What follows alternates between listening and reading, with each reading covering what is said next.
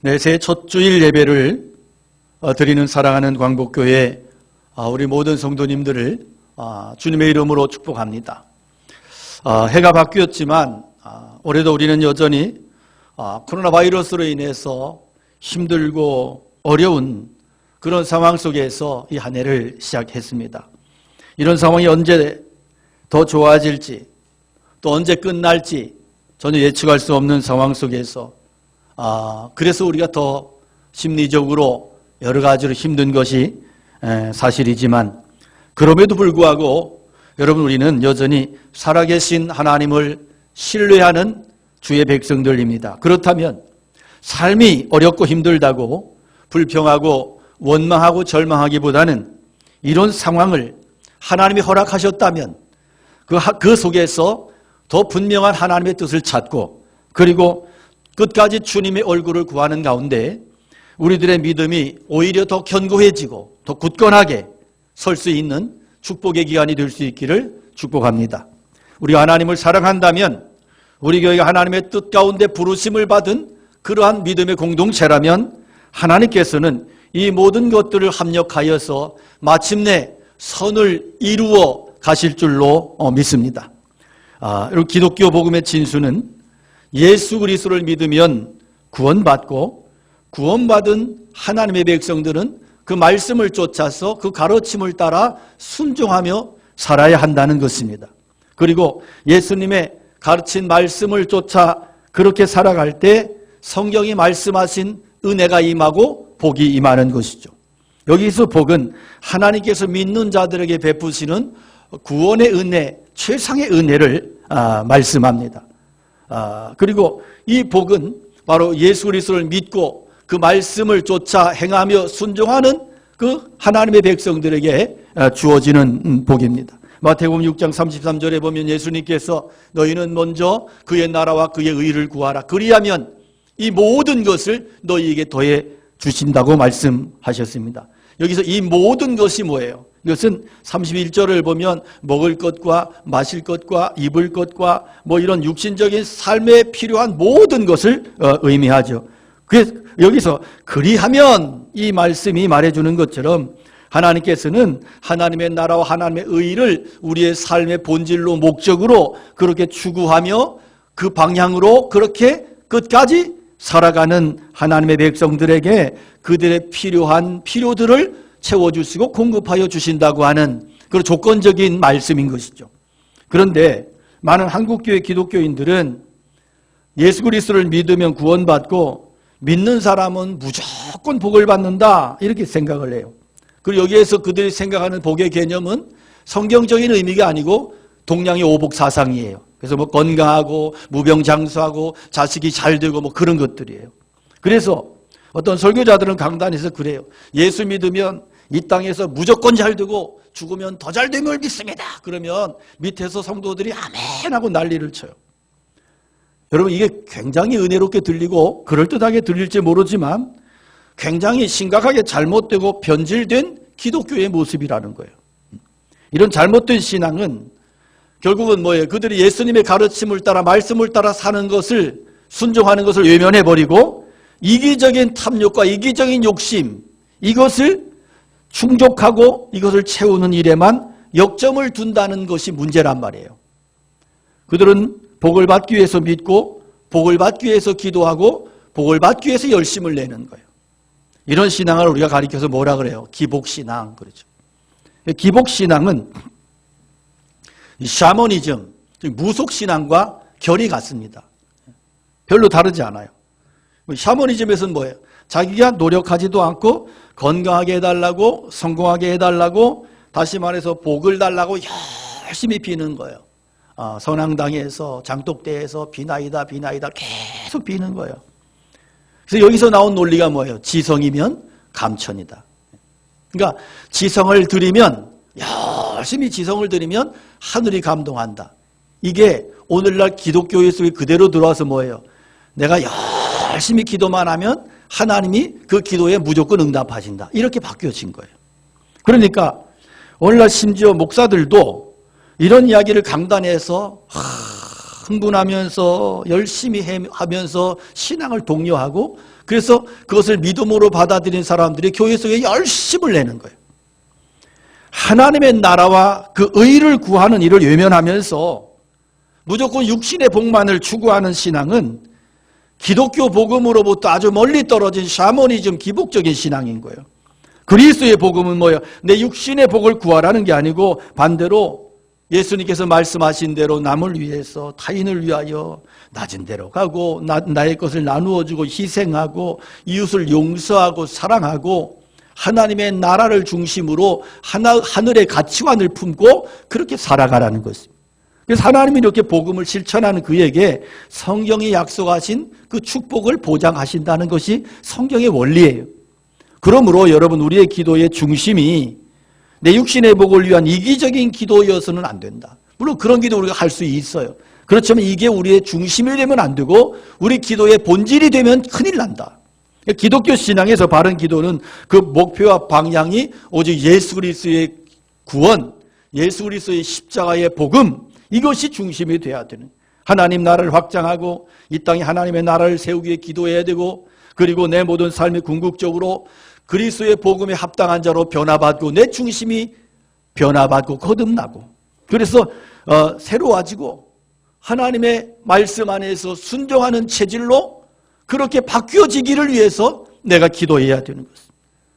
그런 기도가 돼야 되고, 기복신앙을 문제 삼는 이유는 우리가 기복신앙에 빠질 때 육신의 일에만 관심을 갖고 그리스도의 복음을 철저히 외면하는, 그래서 입으로는 주님을 부르는데 그 속의 본질은 주님이 아닌 이런 기가 막힌 괴물 같은 신앙이 결국은 되기 때문에, 그래서 신앙의 이름으로 탐욕을 정당화하는 그런 심각한 신앙에 빠지게 되기 때문이에요.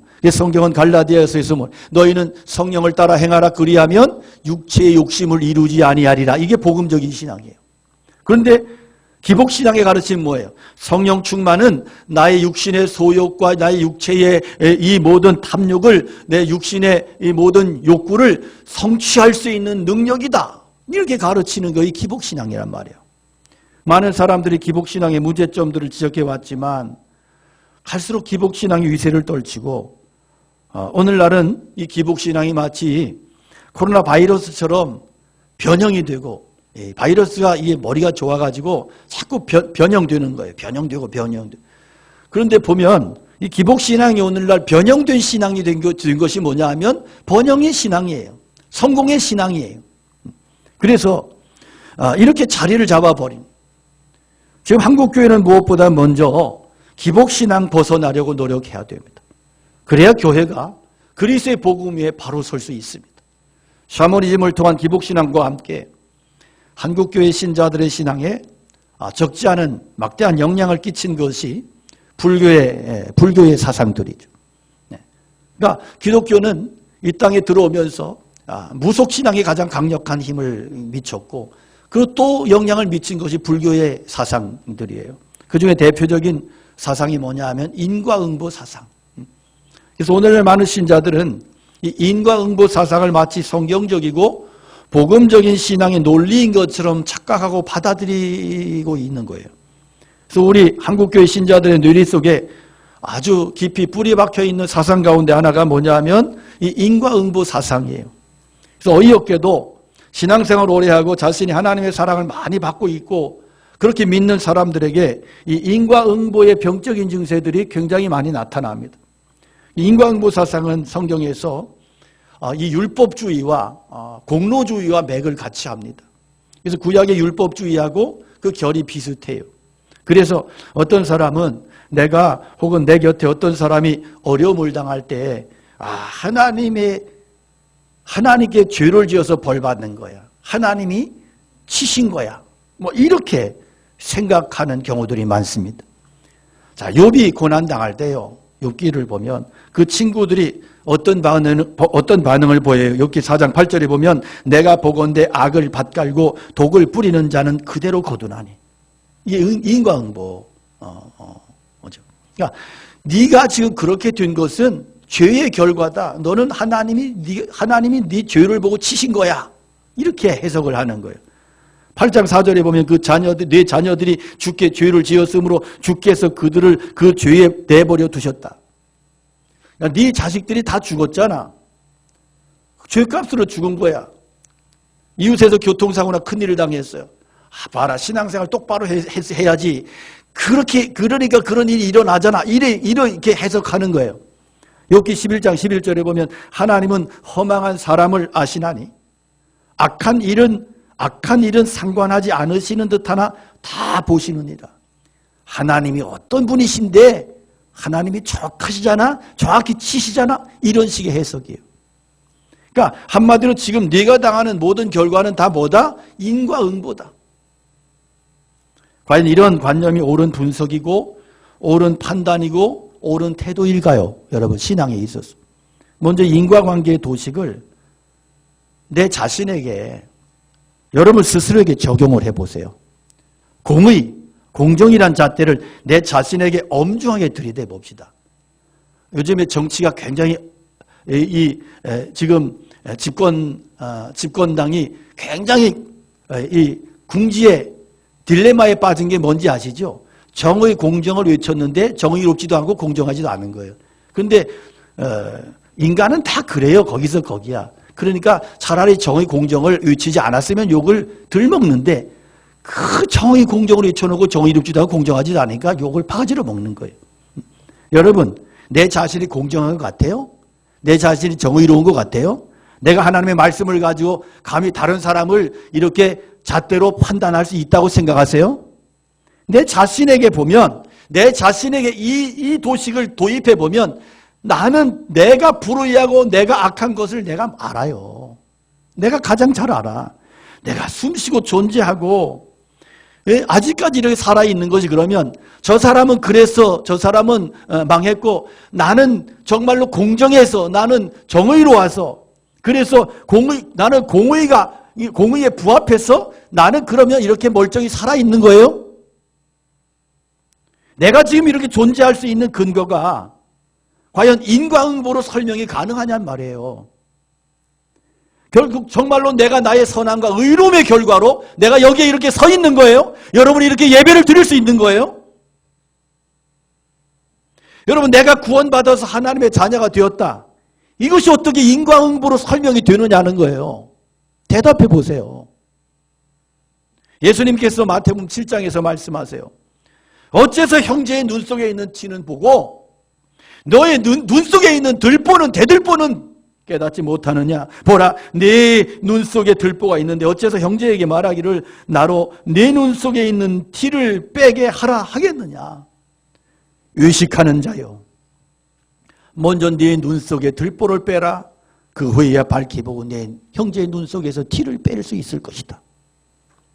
그러니까 만일에 누가 안타까운 일을 당하는 걸 보거든, 그거 보면서 저 사람은 그럴 만해서 심판받은 것이고 그런 일을 안 당하는 나는 믿음이 좋아서 그렇다, 이게 아니고 오히려 너는 그보다 더 큰 일을 당해야 되는 죄인이야. 정신 차려 이놈아. 스스로에게 대해서 그렇게 돌아보고 인정하고 겸손하게 회개하는 태도가 바로 복음의 관점이고 예수님께서 우리에게 말씀하신 신앙의 관점인 거예요. 오늘날 기독교가 심각한 문제가 되는 이유는 너무나 자기 반성이 없다는 거예요. 목회자들이 가장 심해요. 자기 반성 안 합니다. 무조건 세상을 향해서 비판하고 정죄하고 천국과 지옥의 논리로 겁박하고 비난받더라도 큰 소리 치는 게 담대한 신앙이고 좋은 믿음이라고 그렇게 가르쳐요. 그렇게 생각해요.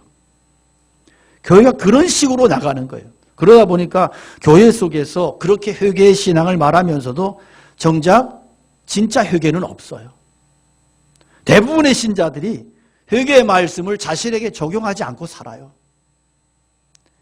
상대를 정죄하는 심판의 수준만 높아져 있는 거예요. 예를 들면 이렇습니다. 어떤 사람이 자기 믿음이 좋다고 생각을 해요.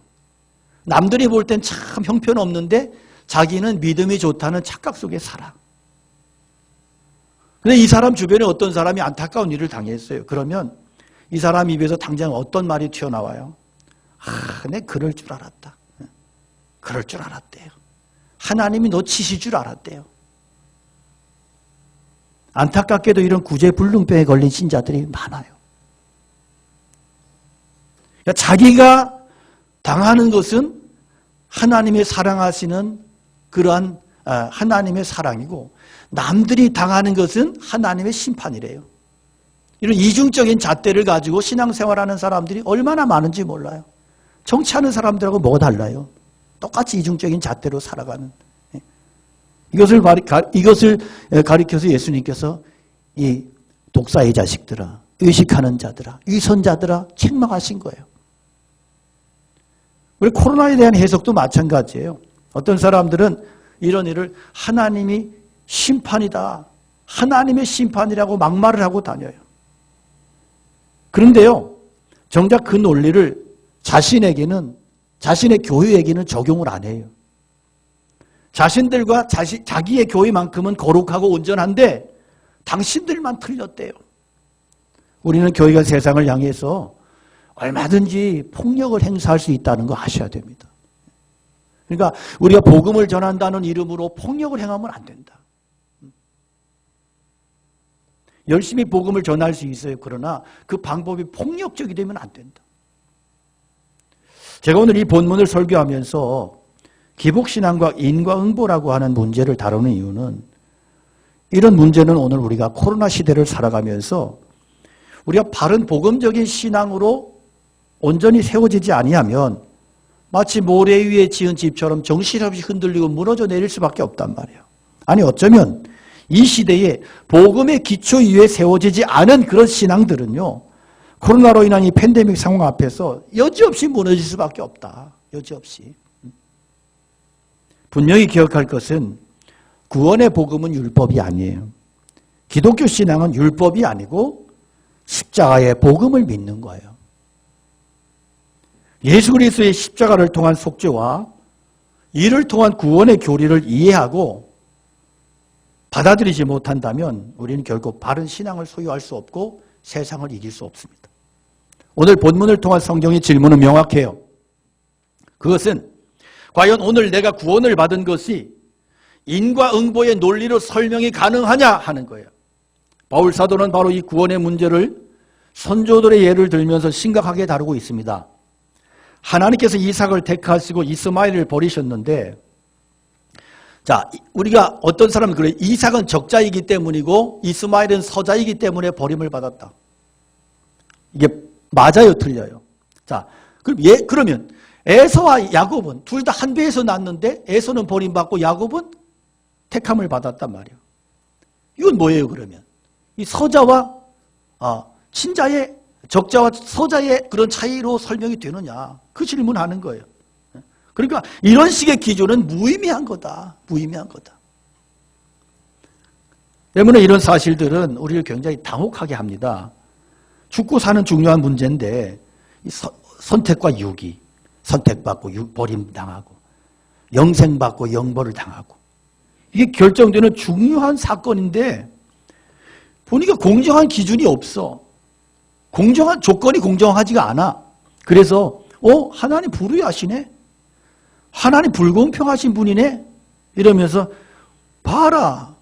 그래서 하나님은, 너희들이 하나님을 얘기하지만 그 하나님이 공평하지 않지 않냐 이러면서 힐문한다는 거예요. 이 사람은 내가 누구이기에 감히 하나님께 반문하느냐? 뒤에, 오늘 본문 뒤에 나오는 말씀이에요. 20절에. 근데 여기서 반문이라고 하는 단어가 이전 개역 성경에서는 힐문이라고 번역이 되어 있습니다. 힐문. 사실은 힐문이 원어에 더 가까운 번역입니다.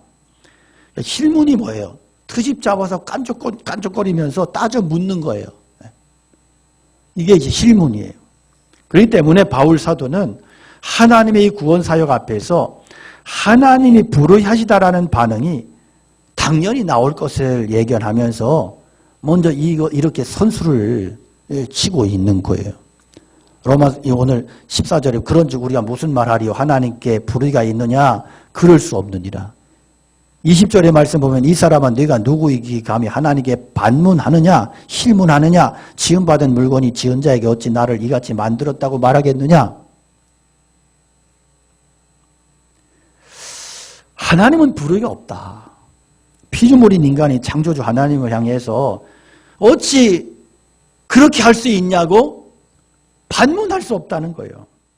바로 이 사실을 증명하기 위해서 그가 마지막 카드를 꺼내는데 그래서 오늘 본문에 모세와 바로가 등장하는 거예요. 자, 바로는 어떤 사람이에요? 강팍해서 하나님을 대적했어요. 그 결과 하나님의 심판을 받았어요. 그럼 그에 비교해서 모세는 어떤 사람이에요? 모세는 그러면 자, 모세는 과연 구원받을 합당한 자격을 갖추었느냐? 그는 정말 공의로운 의로운 자였느냐? 그 질문인 거예요. 여러분 모세가 그렇게 의로웠어요? 아니에요. 모세는 어떤 사람이에요? 모세는 사람을 의식하는 자였고 살인자였습니다. 시신을 땅속에 파묻어 유기한 자입니다. 한마디로 파렴치범이에요. 완전 범죄를 꿈꿨던 사람 아니에요? 그런데 하나님은 이 모세를 어떻게 대우하셨느냐? 떨기나무 아래서 부르셨고 그를 위대한 지도자로 삼아주셨고 그리고 오고 오는 세대에 가장 존경받는 자로 우뚝 세워주셨어요. 그리스도의 영광에 버금가는 칭송받는 자가 되게 하셨어요. 자, 이게 어떻게 설명이 가능하냐는 거예요. 자, 그러면 우리는 어떠냐? 우리는 그러면 바로보다 모세보다 나은 자냐? 창세기 6장 5절에 보면 여호와께서 사람의 죄악이 세상에 가득함과 그의 마음으로 생각하는 모든 계획이 항상 악할 뿐임을 보시고 땅 위에 사람 지으셨음을 한탄하사 그 마음에 근심하셨다 그랬어요. 잠언 4장 19절에 보면 악인의 길은 어둠 같아서 그가 걸려 넘어져도 그것이 무엇인지 깨닫지 못하느니라. 바로 이런 몰골, 이런 실상이 바로 성경이 말씀하고 있는 죄 아래서 신음하고 있는 인간의 실존이다. 그런데 여러분 오늘 우리는 어떻게 여기까지 왔어? 어떻게 여기까지 왔어? 그리고 지금 멀쩡히 숨쉬고 살아 숨쉬고 있어. 존재하고 있어. 더 충격적인 것은 뭐예요? 하나님의 자녀가 돼서 영생을 선물로 받은 말도 안 되는 존재들이 됐단 말이에요. 이게 어떻게 말도 안 되는 이런 이게 인과응보로 설명이 안 된다고 지금까지 말씀을 드린 거예요. 말도 안 돼요. 인과응보로 설명이 안 돼. 그래서 여러분들 신앙생활 하면서 앞으로 내가 인과응보로 설명이 안 된다면 상대도 인과응보로 해석하지 말라는 이야기 하는 거예요. 이 한심한 이 잘못된 시각에서 꼭 벗어나시기 바랍니다. 벗어나셔야 돼요. 이거 아니에요. 그러면 인과응보가 아니면 도대체 무엇 때문에 내가 이런 말도 안 되는 은혜를 입었느냐? 그 대답이 오늘 15절 이하에 기록이 되어 있습니다. 모세에게 이르시되 내가 긍휼히 여길 자를 긍휼히 여기고 불쌍히 여길 자를 불쌍히 여기리라. 그런즉 원하는 자로 말미암음도 아니요 다름질하는 자로 말미암음도 아니요 오직 긍휼히 여기시는 하나님으로 말미암음이니라. 여기에서 이제 선택의 교리가 나오는 거예요.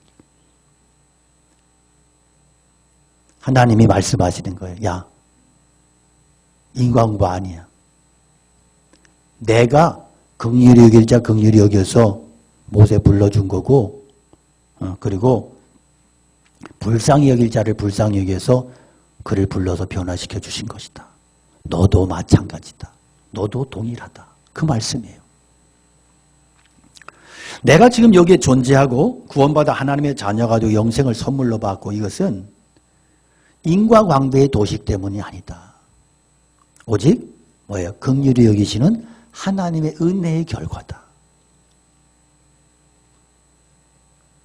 이 은혜가 하나님의 이 은혜가 긍휼히 여길 자를 긍휼히 여겨주시는 하나님의 은혜가 오늘 나에게 꽂혀서 나에게 임해서 오늘 내가 여기에 있는 거예요. 믿으시기 바랍니다. 과연 이 하나님을 그럼 불의하다고 얘기할 수 있느냐는 거예요. 구약 사무엘서에 보면 다윗이 자신을 죽이려고 그렇게 몸부림쳤던 원수 같은 사울의 뒤를 이어서 왕이 되잖아요. 그리고 나서 이제 사울 왕의 친손자였던 무비보셋이라는 사람이 있어. 이 사람이 장애자야. 피난 갈 때 유모가 없고 뛰다가 떨어뜨려서 다리가 부러졌어. 평생 불구자가 됐어. 그런데 다윗이 그를 거둡니다. 원수의 손자야. 원수의 혈육이야. 열심히 거두어. 그때 이 무비보셋이 다윗을 향해서 무슨 얘기하냐 하면 그가 절하여 이르되 이 종이 무엇이간데 왕께서 죽은 개 같은 나를 돌아보시나이까. 눈물 흘리면서 다윗을 향해서 그래. 왕이시여. 도대체 이 종이 무엇이라고 왕께서 죽은 개 같은 나를 이렇게 돌아보십니까? 감당할 수 없습니다. 이 은혜를 내가 감당할 수 없습니다. 그러고 울어요, 무비보셋이. 여러분, 이 무비보셋의 고백이 오늘 우리의 고백이 되었으면 좋겠습니다. 오늘 우리의 고백이 되기 원합니다. 주여, 이 벌러지 같은 이 종이 무엇인데 주께서 죽은 개 같은 나를 돌아보시고 은혜를 부어주시고 구원하여 주시고 하나님의 백성 삼아 주셨습니까? 나 같은 죄인이 용서함 받아서 주 앞에 옳다함 얻음은 확실히 믿기는 어린 양 예수의 그 피로 속죄함 얻었네. 우리 모든 인간은 다 하나님 밖에 있었어요. 영원한 멸망, 형벌이 우리 모두의 운명이었어. 이런 우리를 구원하시고 양자 삼으셨고 자격 조건 따지지 않고 나를 당신의 백성으로 사랑해 주시고 삼아 주시고 이미 정해 놓으셨어. 때가 되면 예수님 통해서 우리를 그 사랑의 울타리 안으로 부르시고 성령을 통하여 우리를 하나님을 나의 아버지로 예수를 그리스도로 우리 주로 믿을 수 있는 믿음을 내 안에 허락해 주셨어. 때문에 우리는 2000년 전 골고다의 그 놀라운 사실을 믿습니다. 우리는 성경을 믿습니다. 말도 안 되는 도무지 이해가 되지 않는 그 성경의 모든 사건들을 믿음으로 내가 받아들입니다. 확실히 믿습니다. 이게 보통 일이냐? 이건 공평이냐 공평하지 않느냐의 문제가 아니에요.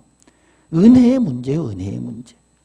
진정 불가사의한 일은 나 같은 사람이 예수 믿는 것, 이 자리에 앉아 있는 것, 하나님을 나의 아버지로 고백하는 거예요.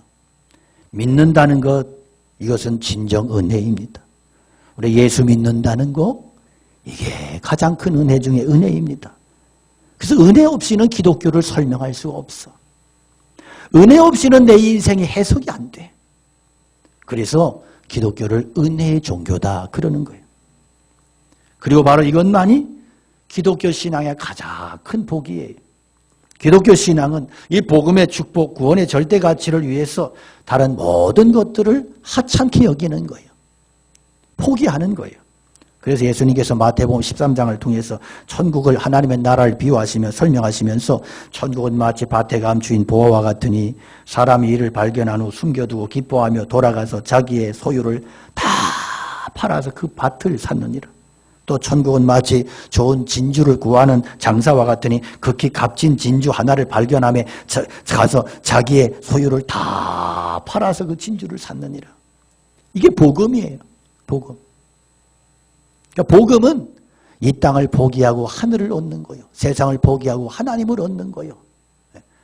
세속의 육신의 소욕을 포기하고 영생을 받아들이는 거예요. 이게 복음이란 말이에요. 그래요. 기독교의 구원은 내 모든 것들을 다 팔아서 내 모든 것 목숨까지도 다 팔아서 그것을 사는 거예요. 그래서 선교사들이 그렇게 오지로 나가는 거예요. 거기서 눈물 뿌려 기도하는 거예요. 여러분, 나는 여기에 있어도 되고 그 사람들이 거기 나갈 수밖에 없는 운명이 아니에요. 우리의 신앙이 그러면 안 돼요. 내가 갈 곳에 그들이 간 거예요. 함께 기도하고 함께 감당해야 되는 거예요. 그러니까 이 복음에는 그래서 기복신앙이 설 자리가 없어요. 이기적인 탐욕을 합리화시킬 구석이 없어요.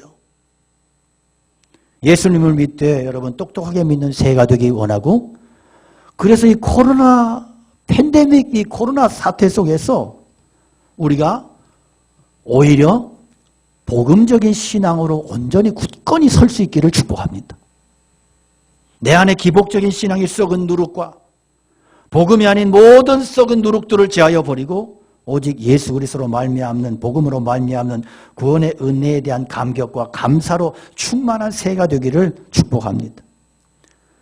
새해 복 많이 받으세요. 그 복이 오직 예수 그리스도의 구원의 은혜와 사랑의 충만이 되기를 원하고, 먼저 그 하나님의 나라와 하나님의 의를 구하는 그 삶이 되기를 원하고, 그래서 그 안에서 나의 하나님이 그리스도 예수 안에서 영광 가운데 그 풍성한 대로 너희 모든 쓸 것을 채우시리라고 하는 빌립보서 4장 19절의 말씀의 성취를 누리는 모든 성도들이 되시기를 축복합니다. 여러분이 엄청난 사실 앞에서 우리가 보여야 될 반응과 태도가 뭐냐? 하나님의 은혜에 감사하자.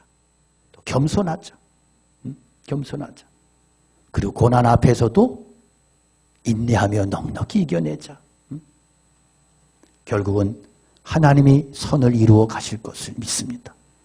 그러므로 인내의 믿음으로 현재의 고난을 넉넉히 이겨내시기를 축복합니다. 나는 은혜 베풀 자들에게 은혜를 베풀고 긍휼히 여길 자에게 긍휼을 베푸는 하나님이다. 이 한 해 통하여 우리 모두가 나 같은 죄인을 복음 안에서 선택하시고 부르시고 그리고 구원해 주신 은혜의 하나님을 기쁘시게 하는 거룩한 믿음의 종들이 다 되시기를 주님의 이름으로 축원합니다. 우리 함께 찬양 올려드리겠습니다.